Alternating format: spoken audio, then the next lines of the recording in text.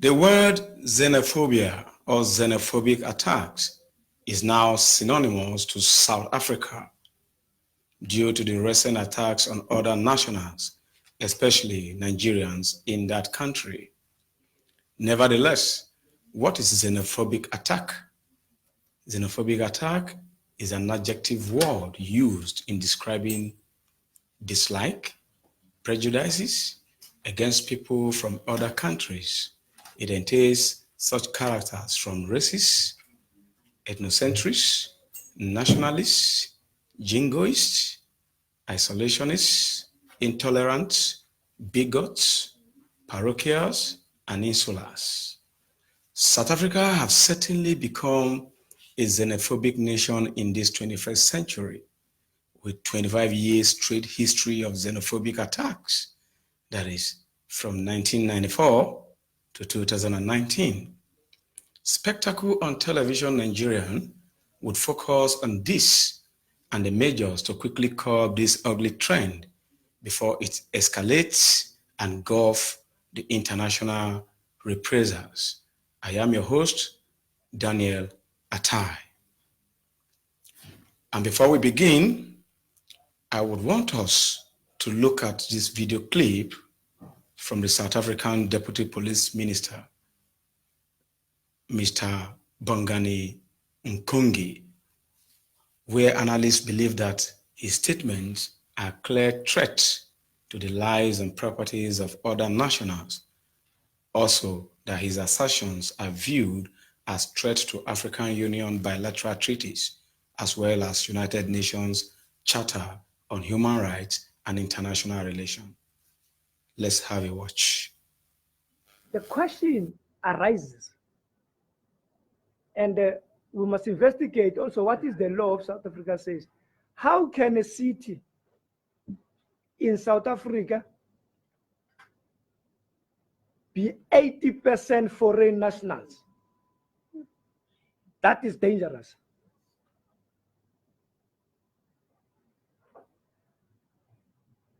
That in Hillbrow and the surrounding areas,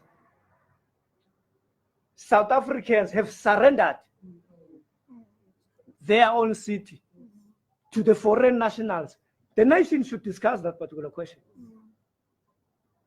You won't find South Africans in other countries dominating a city into 80%. Because if we do not debate that, that necessarily means the whole South Africa could be 80% dominated by foreign nationals. And the future president of South Africa could be a foreign national. We are surrendering our land. And it is not xenophobia. To talk truth, we fought for this land. From a white minority, we cannot surrender it to the foreign nationals. That is a matter of principles. We fought for this country, not only for us, for the generations of South Africans. The arms that are being used here in Hillbrow are arms of war, which are unlicensed. The hijacking of buildings here in Hillbrow is a sign of taking over power. The question of dominance of foreign nationals in illegal trading and also businesses that are here in Hillbrow is an economic sabotage that is taking place against our people that were supposed to be those that are running those particular businesses. That was the Deputy Police Chief of South African government speaking authoritatively. And of course, you could recall from his speech, you could record the sentiment and the xenophobic, speech that he has just unleashed, to the international community. And of course, let's again have a contrary opinion from the speech of the leader of the South African Economic Freedom Fighters, EFF, Julius Malema, which is a straight assignment for the South African government under President Ramaphosa and its citizens to really take a curb and quickly deal with the xenophobic attack on Nigerians and other African nationals in South Africa. Let's have a watch. These borders here were never designed by Africans. They were imposed on us by colonialists when they were dividing Africa amongst themselves. Dwelling self-hate. How banal is Zimbabwe? You must see yourself. We are all black. We are all suffering. When it's an African, it's a criminal. Hey, they are the ones who are bringing drugs. Hey, they are the ones who are committing crime. It's not true. Go and read the statistics of South Africa. Barring women are abused by their immediate or well-known people to them. It's not Nigerians who are known to women. It is you. The whole of Africa was there for us when we were in the difficult times. They gave us guns. They gave us their houses. Know your history. How can you say history? How? Then from there, you'll protect one another. Who did this? It's another African. To a fellow African brother and sister. We are for Africa. Africa is not a continent.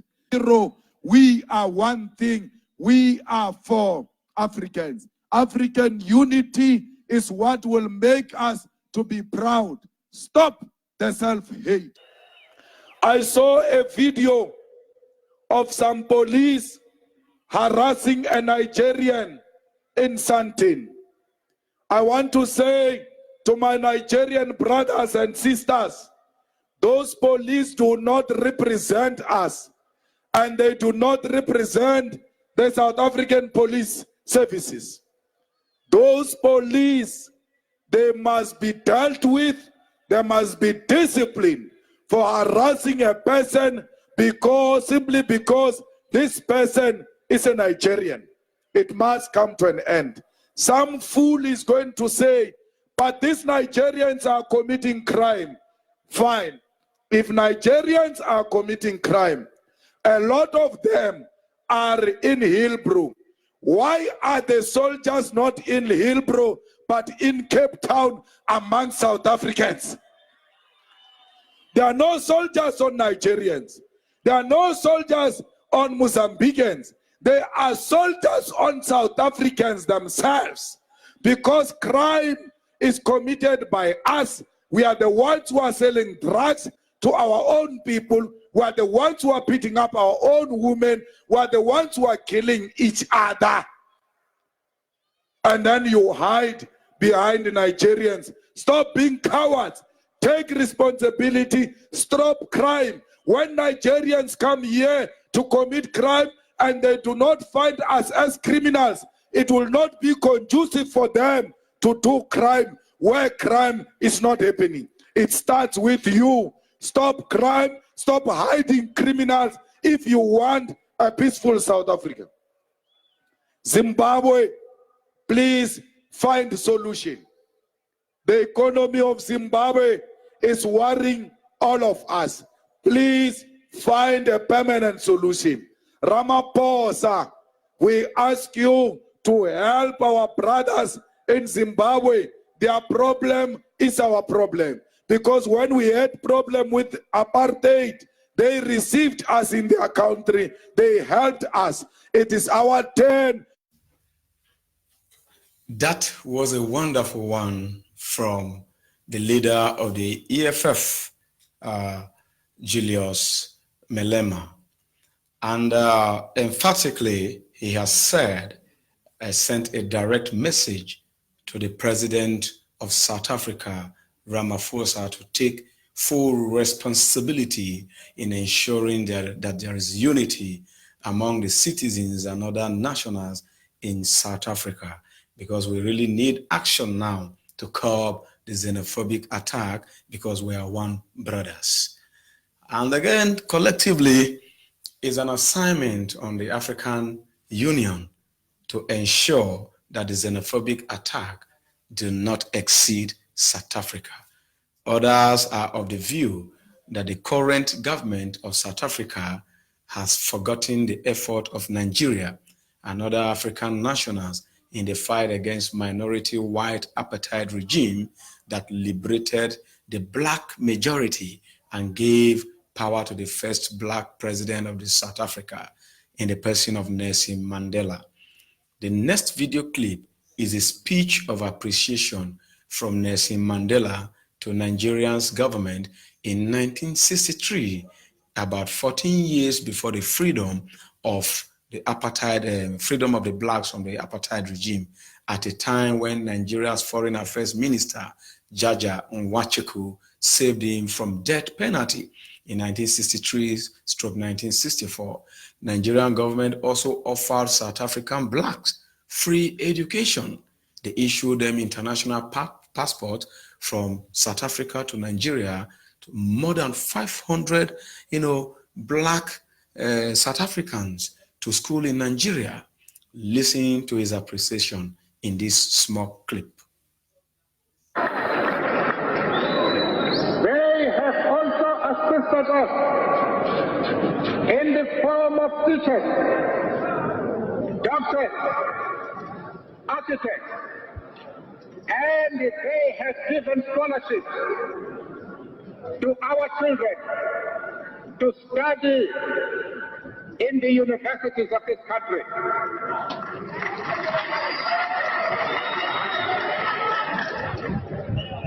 I am happy, therefore, that my delegation and I are today here in order to express our sincere thanks directly to you.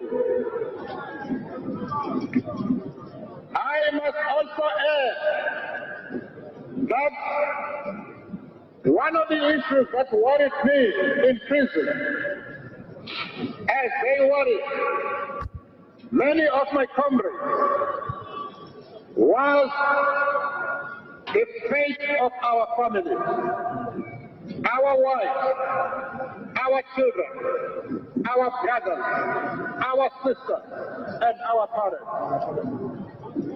I was no exception. I worried very much about my beloved wife. That was late icon of the African continent, Nelson Mandela, thanking the Nigerian government for the special intervention towards their liberation in South Africa from the apartheid regime. Of recent, 2 days ago, President Muhammadu Buhari has sent a special envoy to South Africa through the office of the Foreign Affairs Minister, Geoffrey Onyema, to diplomatically put an end to the xenophobic attacks on Nigerians. But larger opinions wants Nigeria to cut diplomatic ties with South Africa for the moment, with stringent warning if such is ever meted on Nigerians again. Have a clip.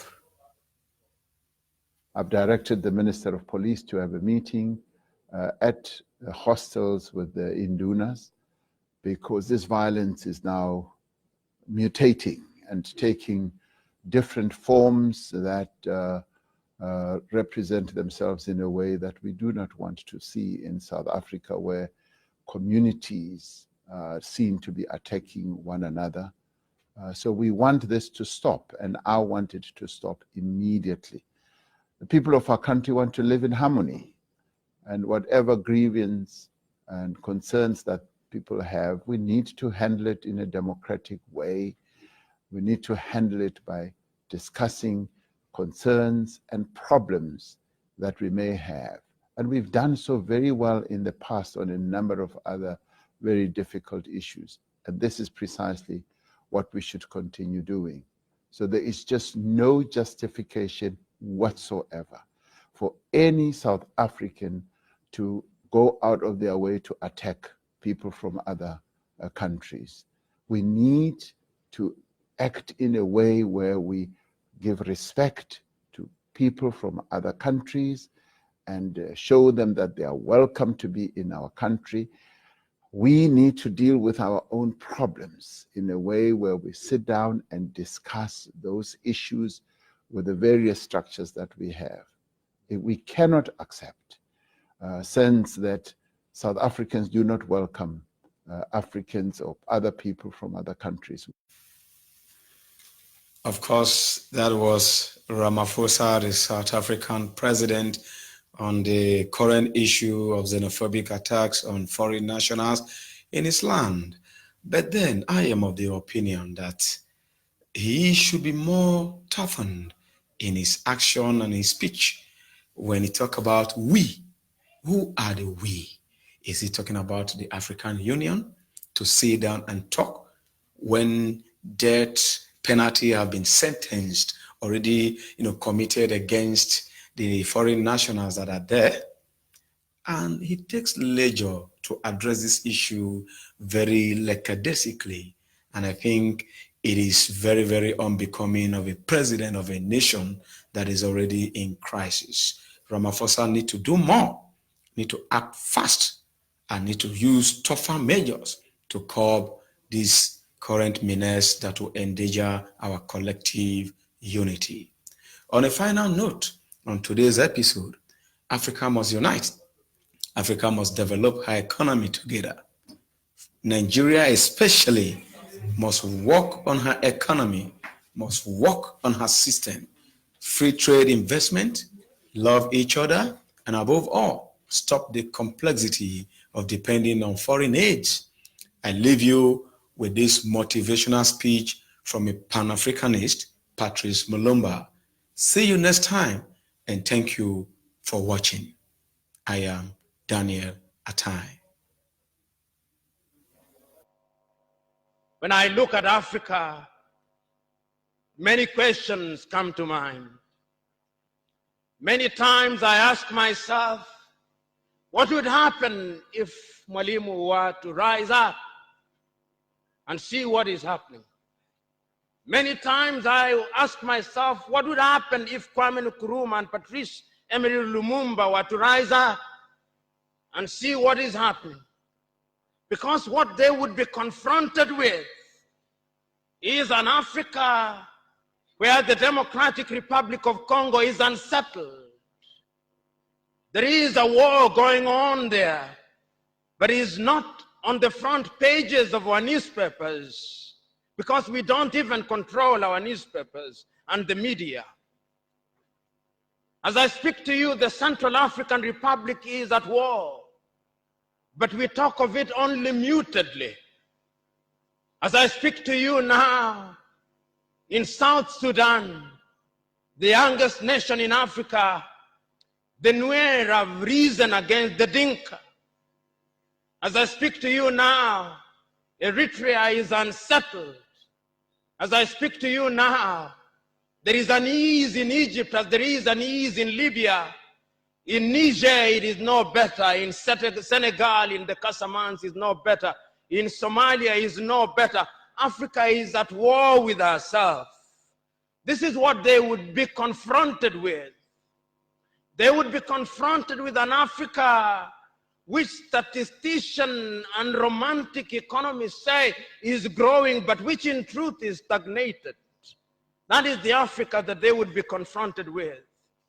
They would be confronted with an African which, as Professor Mlama intimated in our presentation here, is an African which is suffering from schizophrenia. He does not know herself. They would be confronted with an African whose young men and women have no interest and no love for their continent. They would be confronted with an Africa where young men and young women are constantly humiliated at the embassies of European countries and at the United States of America as they seek the almighty green card. They would be confronted with an Africa where young men and women from Niger, Nigeria, Senegal, Mali, and Mauritania drown in the Mediterranean as they seek to be enslaved in Europe. This time round, Africans are not wailing and kicking as they are being taken away to be enslaved. They are being seen wailing and kicking as they seek to be enslaved in Europe and America. This is the tragedy of Africa. They'll be confronted with an African where people have lost their self-pride. An Africa where Africans are not proud of their things. An Africa where in the hotels of Dar es Salaam or Nairobi, even food has foreign names. When we fry potatoes, we call them French fries, even when they are fried in Dar es Salaam. That is the Africa that they would be confronted with. They would be confronted with another Africa. An Africa which does not tell her story. An Africa whose story is told by Europe and America, the CNN, Radio Deutsche Welle, Radio France. That is the Africa they would be confronted with. They would be confronted with the young men and women who have no pride in Africa. When they want to enjoy themselves, they sing the praises of football teams from Europe and America. It is Manchester United. It is Arsenal. It is Real Madrid and Barcelona, not Yanga, not Mufulira Wanderers, not Gor Mahia, not FC Leopards. No. That is the Africa that they would be confronted with. They would be confronted with an Africa which does not enjoy its theater and drama. That Africa celebrates Leonardo DiCaprio. It celebrates Angelina Jolie and Brad Pitt. The Africa does not celebrate Genevieve Naji of Nigeria or Rita Dominic or Lou Jacobs of Nigeria. It does not celebrate Bongowood or Nollywood or Riverwood. It celebrates Hollywood. That is the Africa with which they would be confronted. They would be confronted with African women whose greatest source of joy is cheap grade B Mexican soap opera, La Patrona, La Mujer de mi Vida, The Rich Also Cry. Why must we remind ourselves of these realities?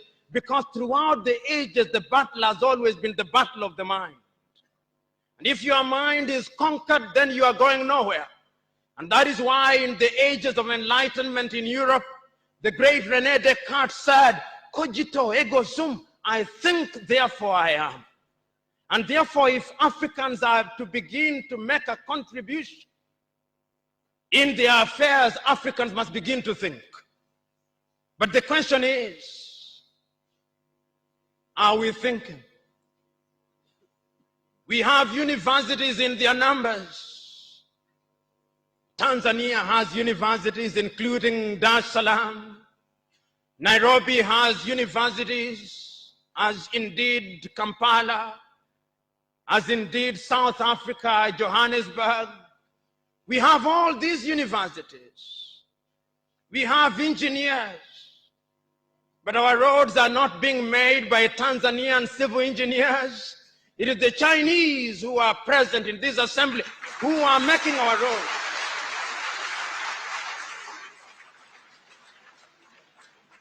So we have engineers who cannot even make roads. We have doctors whom we have trained. But when we are sick, particularly if we are of the political class, depending on who colonized you, if you are colonized by the United Kingdom, you rush to London. If you are colonized by the French, you rush to Paris. If you are colonized by the Portuguese, you rush to Lisbon. And if you are colonized by the Spaniards, you rush to Madrid, Spain. And recently, because the Asians are beginning to get their act together, we run to India. And very lately, because the Arabs are also beginning to get their act together, we run to Dubai. Notwithstanding that we have the Kenyatta hostels of this country, the Muhimbilis of Tanzania, the Chris Hani Baragwanaths of South Africa, and the Mama Yemos of Kinshasa in Zaire or the Democratic Republic of Congo, but we have no faith in our doctors. In the area of education, we also don't have faith. Our political class introduced something that they call free education, but it's free indeed, free of knowledge. Because they are so suspicious of those institutions that the typical African politician would not dare take their children to those schools. Their children will be educated in the British system, in the American system, so that when they graduate, they go to the United Kingdom, to the United States. Not that there is anything wrong with those institutions, but the agenda is wrong because our leaders long lost the script and ought to be described for who they are, our misleaders. But we are co-authors of our own misfortune. Whenever we are given an opportunity to elect our leaders, we are given a blank check. And if you permit me a little latitude, and if you give me a blank check, and you allow me to analogize, and you say that I'm given the blank check to buy a Mercedes Benz, what we do is that when we are called upon, having been so empowered, we buy what one calls a tuk-tuk from India and expect it to behave like a Mercedes Benz. How does that happen? Because what we do is to elect thieves. We elect hyenas to take care of goats, and when the goats are consumed, we wonder why.